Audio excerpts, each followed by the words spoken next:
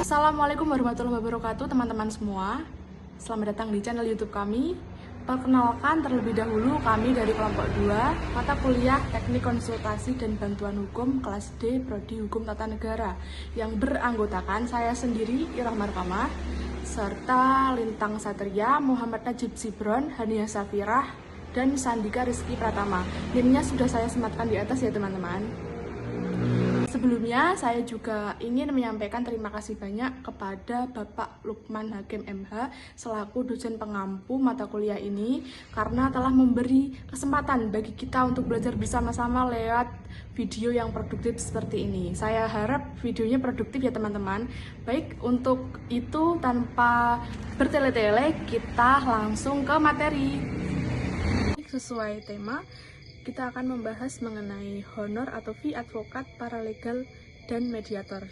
Nah, yang pertama, honor advokat. Honorarium merupakan istilah yang sering disebutkan untuk menyebut gaji advokat. Honorarium dalam profesi advokat juga didefinisikan sebagai salah satu imbalan atau jasa hukum yang diterima oleh advokat berdasarkan dengan kesepakatan dan atau perjanjian dengan klien. Honor advokat ini juga memiliki dasar hukum yakni Undang-Undang Nomor 18 Tahun 2003 menyebutkan bahwa honorarium merupakan imbalan atas jasa hukum yang diterima oleh advokat berdasarkan kesepakatan dengan klien. Maka dari itu, advokat berhak menerima honorarium atas jasa hukum yang telah diberikan kepada kliennya. Besarnya honorarium atas jasa hukum sebagaimana dimaksud pada ayat 1 ditetapkan secara wajar berdasarkan persetujuan oleh kedua belah pihak. Poin pentingnya adalah dalam besaran pokok atau gaji advokat ini terletak pada kesepakatan atau perjanjian yang dilakukan sebelumnya antara klien dengan advokat. Artinya klien dapat menolak atau menyatakan tidak sepakat atas honor yang ditentukan. Karena ada kesepakatan inilah menyebabkan honor seorang advokat bersifat rahasia atau hanya diketahui oleh klien dan advokat saja, dan memungkinkan berbeda-beda setiap klien. Selain itu juga terdapat kewajaran dalam menetapkan besaran honor advokat. Kewajaran ini dijelaskan dalam pasal 4 angka 4 Kode Etik Advokat Indonesia. Dalam menentukan besarnya honorarium advokat, wajib mempertimbangkan kemampuan klien. Dalam hal ini, advokat melihat kemampuan klien terutama dalam segi ekonomi, karena kemampuan klien dapat menjadi dasar pertimbangan advokat dalam menentukan besaran honor advokat tersebut. Maka hal ini yang menyebabkan tidak ada standar.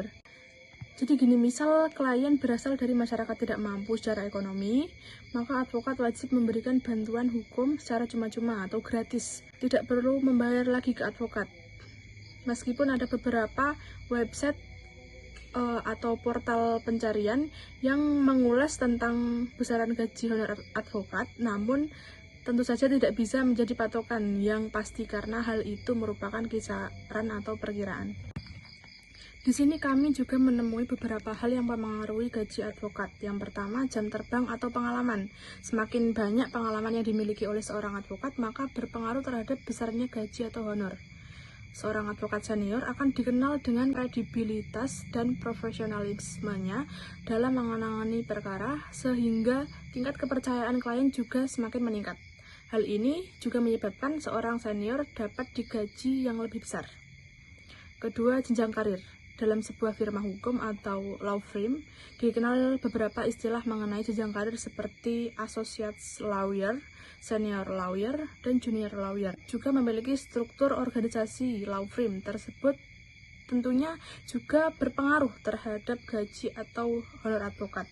Nah, yang ketiga, daerah atau wilayah kerja advokat. Tentu gaji advokat Jakarta tidak bisa disamakan dengan daerah lain, misalnya di pelosok-pelosok daerah. Hal ini disebabkan karena tingkat pemenuhan kebutuhan atau standar biaya hidup antar daerah Indonesia yang berbeda-beda. Ketiga faktor tersebut mempengaruhi perbedaan gaji advokat sehingga tidak bisa disamaratakan. Sekian akan dilanjutkan oleh teman saya. Di sini saya dengan NIM 330, 301, 900, 50. Di sini saya akan menjelaskan tentang honor paralegal. Paralegal secara umum memiliki arti sebagai seseorang yang mempunyai keterampilan hukum, namun bukan seseorang pengacara atau yang profesional dan bekerja di bawah bimbingan seseorang pengacara, atau yang dinilai mempunyai kemampuan hukum untuk menggunakan keterampilannya. Paralegal memiliki kapasitas untuk memberikan bantuan hukum di peradilan ataupun di luar peradilan. Salah satu bentuk paralegal tetap dilakukan oleh lembaga-lembaga swadaya masyarakat seperti LBH atau lembaga bantuan hukum. Namun dengan adanya putusan Mahkamah Agung yang diterbitkan pada tanggal 31 Mei 2018, maka dengan peran paralegal dalam memberikan bantuan hukum dihapuskan. Karena menurut Majelis Hakim dipimpinan oleh Irfan Fakhrudin dan anggota Majelis Yusran dan Sudaryono menyatakan bahwa pasal 11 dan 12 dalam Peraturan Menteri Hukum dan Hak Asasi Manusia nomor 1 tahun 2018 tentang paralegal dalam pemberian bantuan hukum bertentangan dengan Undang-Undang nomor 18 tahun 2003 tentang advokat. Saya Muhammad Najib STTM dengan NIM 3 dengan NIM belakang 092. Ingin menjelaskan sedikit tentang tugas dan tanggung jawab paralegal selain melakukan pendampingan terhadap advokat selama beracara di pengadilan.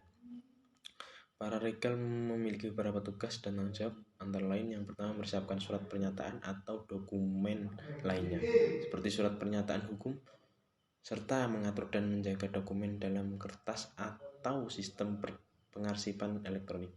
Yang kedua, melakukan persiapan untuk pengadilan dengan cara melakukan tugas-tugas seperti mengorganisir barang bukti. Yang ketiga, mempersiapkan dokumen hukum, laporan singkat, pembelaan, banding, surat wasiat, kontrak, dan pernyataan terakhir properti. Yang keempat, bertemu dengan klien dan para profesional untuk membahas rincian kasus. Yang kelima, menyimpan arsip permohonan dengan petugas pengadilan. Apa paralegal hanya untuk orang-orang kuliah jurusan hukum saja? Tentu tidak, hanya mereka yang berkuliah jurusan hukum saja, tapi yang berkuliah di luar jurusan ilmu hukum pun bisa menjadi seorang paralegal. Bagaimana syarat menjadi seorang paralegal secara umum?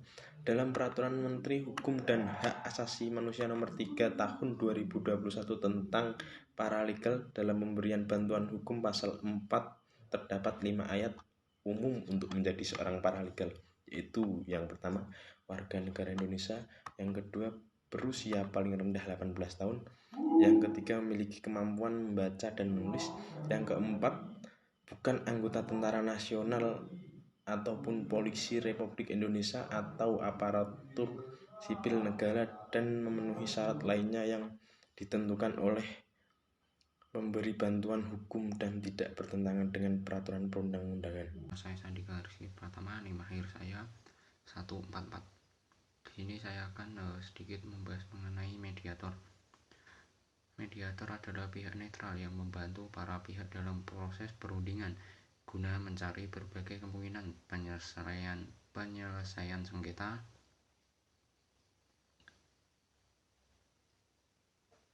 tanpa menggunakan cara memutus atau memaksakan sebuah penyelesaian. Ciri-ciri penting dari mediator yaitu yang pertama, netral, kedua, membantu para pihak, ketiga, tanpa menggunakan cara memutus atau memaksakan sebuah penyelesaian. Jadi peran mediator itu hanyalah para pihak dengan cara tidak memutus atau memaksakan pandangan atau penilaiannya atas masalah-masalah selama proses mediasi berlangsung kepada para pihak. Tugas-tugas mediator yaitu mediator wajib mempersiapkan usulan jadwal pertemuan mediasi kepada para pihak untuk dibahas dan disepakati kedua belah pihak. Mediator wajib mendorong para pihak agar secara langsung berperan dalam proses mediasi. Apabila dianggap perlu, mediator dapat melakukan kaukus atau pertemuan terpisah selama proses mediasi berlangsung.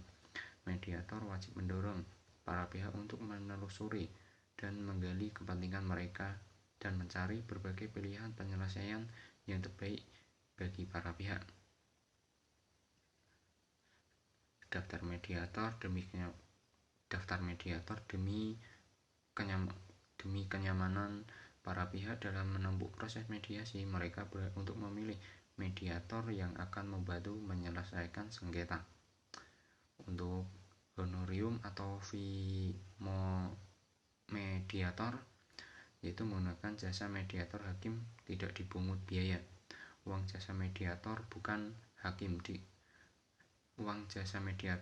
hakim ditanggung bersama oleh para pihak berdasarkan kesepakatan para pihak.